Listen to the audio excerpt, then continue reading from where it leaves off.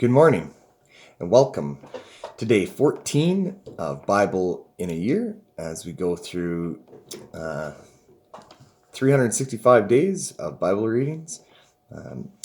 We're going to be going through right now the patriarch age, and that started with Abraham, and it will end at the end of Genesis. And then we are going to be moving on to, so that's Genesis 27 to 28. And then we will be going to Job 17 to 18 and Proverbs 3, 1 to 4.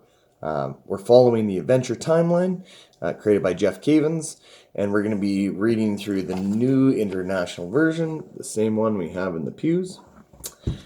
And I'm Pastor Jay Lutz. So we're going to be going through Genesis 27 to 28. We'll be talking about Isaac and his blessing to his two sons, and then Jacob's dream at Bethel, and then Jacob's journey to Haran, where he has this dream and builds an altar to God. Job 17 to 18, Job continues his response to Eliphaz, the Temanite, and then he's responded to again by his friend Bildad, the Shuhite, a second time. And lastly, Proverbs 3, 1 to 4, King Solomon continues to talk about the benefits of wisdom. So let's start in chapter 27 of Genesis. When Isaac was old and his eyes were so weak that he could no longer see, he called for Esau, his older son, and said to him, "My son." "Here I am," he answered.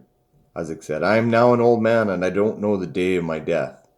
Now then, get your weapons, your quiver and bow, and go out in the open country to hunt some wild game for me. Prepare me the kind of tasty food I like and bring it to me to eat, so that I might give you my blessing before I die." Now Rebekah was listening as Isaac spoke to his son Esau.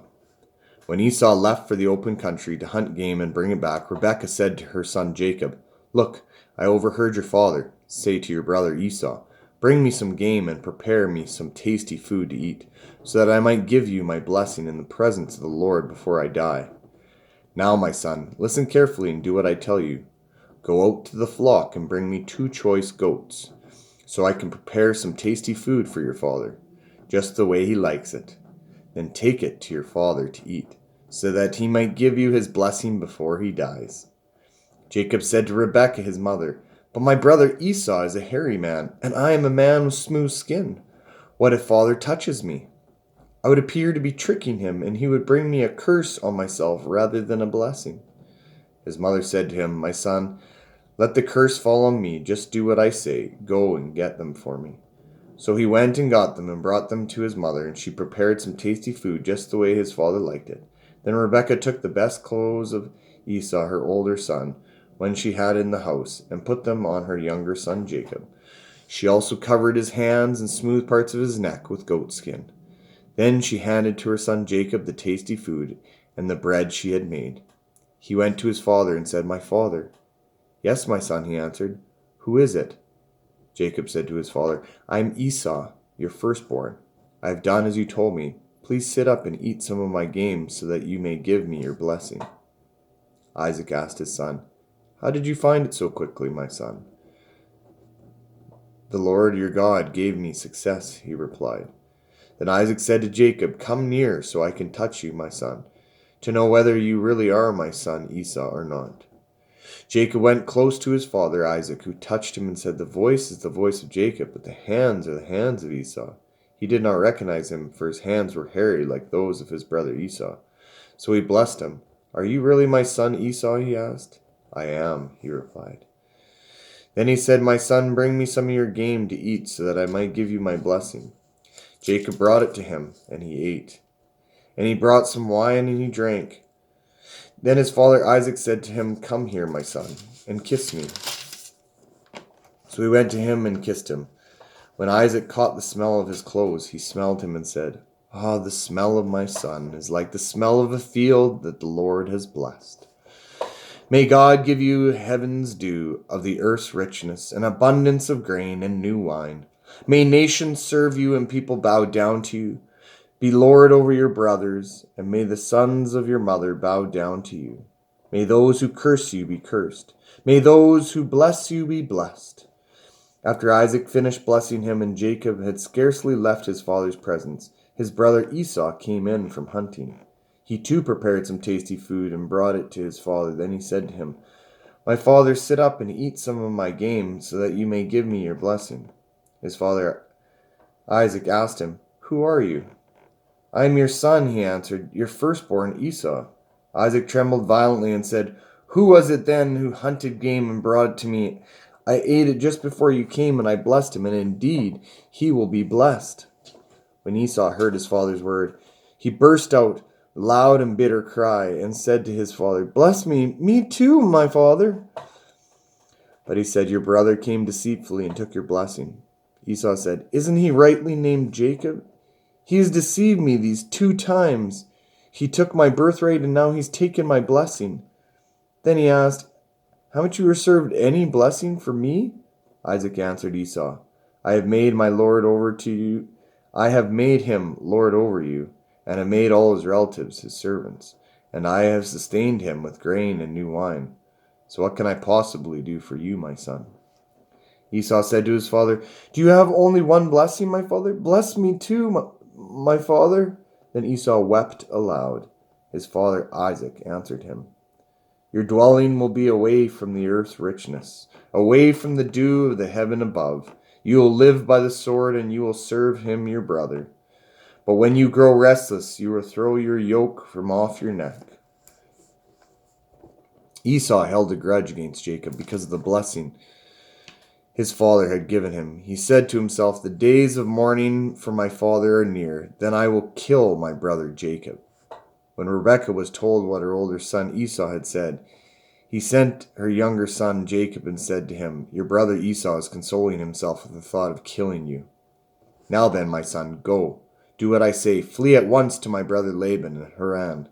Stay with him for a while until your brother's fury subsides. When your brother is no longer angry with you and forgets what you did to him, I'll send word for you to come back from there. Why should I lose both of you in one day?" Then Rebekah said to Isaac, "I'm disgusted with living because of these Hittite women.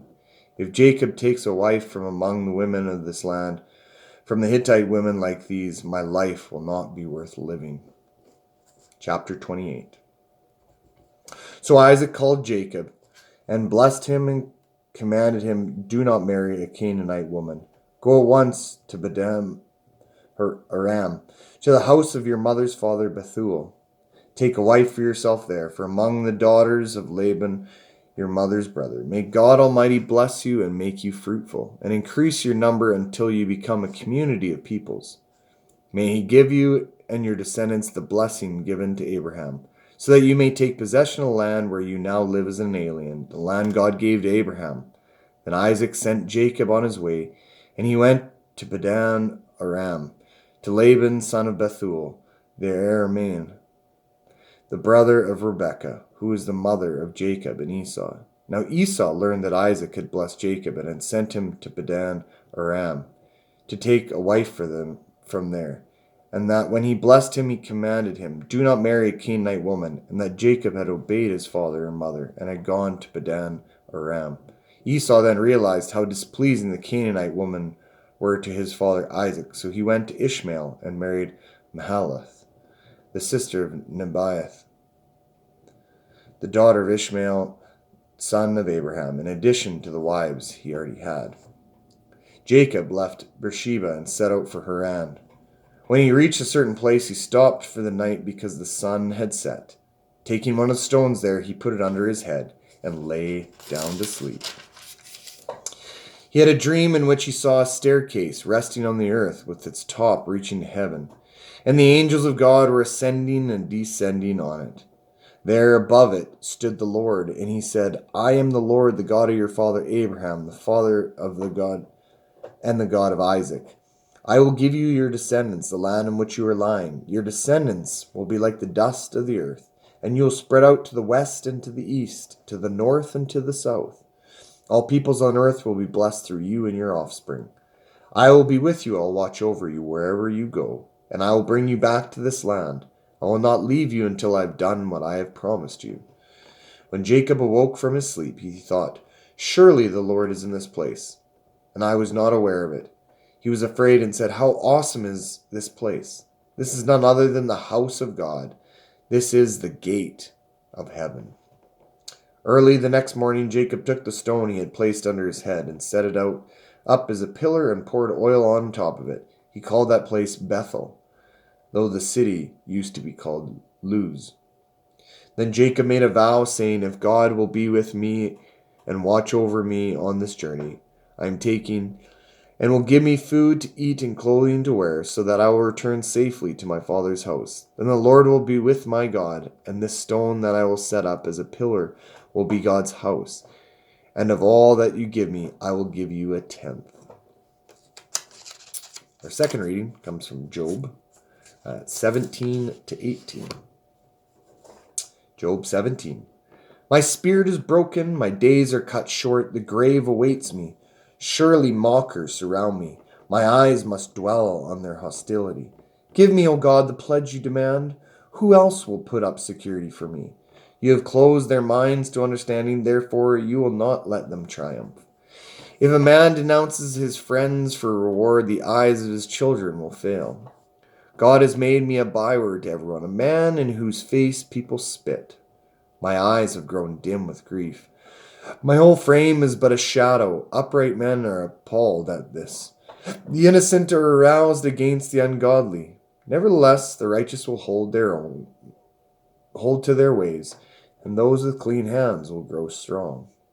But come on, all you, try again. I will not find a wise man among you. My days have passed, my plans are shattered, and so are the desires of my heart. These men turn night into day. In the face of darkness, they say, Light is near. If the only home I hope for is the grave, if I spread out my bed in darkness, if I say to corruption, You are my father, and to the worm, my mother, or my sister, where then is my hope? Who can see any hope for me? Will it go down to the gates of death? Will we descend together into the dust? Chapter 18. Then Bildad the Shuhite replied, When will you end these speeches? Be sensitive, and then we can talk. Why are we regarded as cattle and considered stupid in your sight?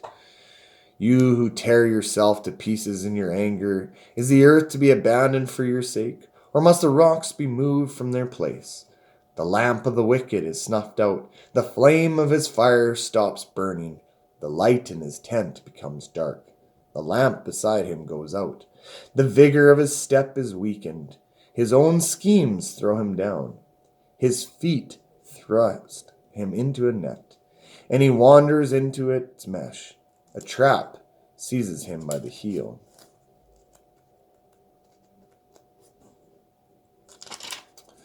A snare holds him fast. A noose is hidden from him on the ground. A trap lies in his path. Terrors startle him on every side, and a dog is every step. Calamity is hungry for him. Disaster is ready for him when he falls. It eats away parts of his skin. Death's firstborn devours his limbs. He is torn from the security of his tents and marches off to the kings of terror. Fire resides in his tent.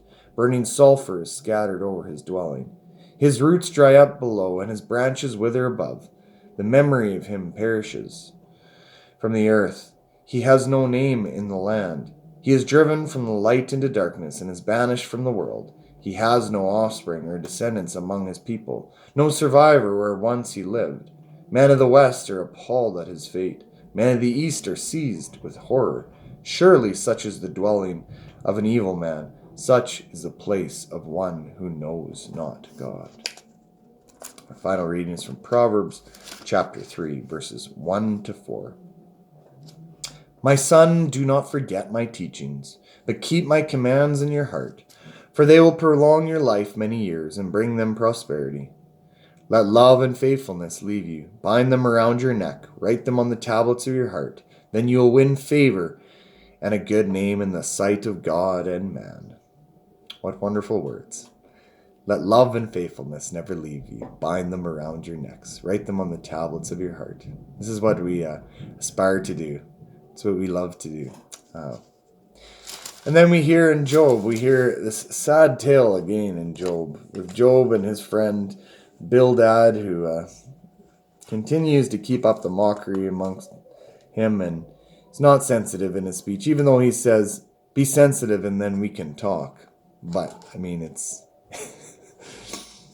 you got to be sensitive in order to talk sensitively. So we see this back and forth between Job, and we just feel for Job as he suffers here, and his friends make a mockery of it. And then lastly, we read of Genesis and Isaac's blessing. This is an interesting blessing.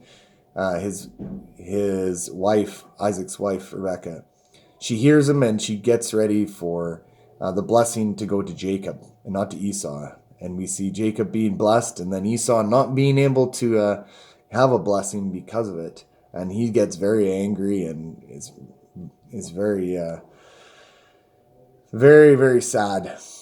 And then we see Jacob having to run away because of this, going to Haran, and then this very interesting dream he has. I love this dream, Jacob's dream. It's often called Jacob's ladder, but I believe that's a misconception, because when you see the angels ascending and descending upon this shows that it's not a ladder. You wouldn't go up a ladder, up and down a ladder, ascending and descending, walking up and down it. You walk up it and then you go back down it. So it's not a ladder. It's a structure that they're walking up and down. And the only one that you would think of at this point in time, we talked about in the Tower of Babel. This was called a ziggurat. It's a pyramid-looking structure that has steps on the outside in which you would ascend and descend. And the reason why you would ascend it is because at the very top they would give their sacrifices at the altar on the very top, and then they would descend back down. And this would be the angels would be ascending and descending on God, who would be at the top. And this is why Jacob says, this is where God, I did not realize this is where God is. And this must be where he resides, because if he sees that at the top of this is God Almighty. He said, this is the gate of heaven. So this would make sense, him seeing this vision of a ziggurat. And these were very popular structures in the land of his ancestors. And remember, this is the land of his ancestors in Haran. From Abraham, we see Abraham descendants live in Haran. And remember, his father Isaac went back and found a wife from there, and now he's going back and finding a wife from there, as his descendants before have done. And so it's a beautiful imagery of him going back in obedience to God and following God's command. As we are called to do, we are to walk in obedience as our ancestors have done before us, that we might serve God and him only, and take for us wives that are ones who are also God-fearing and love the Lord. May you have a wonderful day. Have a blessed day. Take care, and we'll pray for you, and I hope you pray for me. God bless. Bye.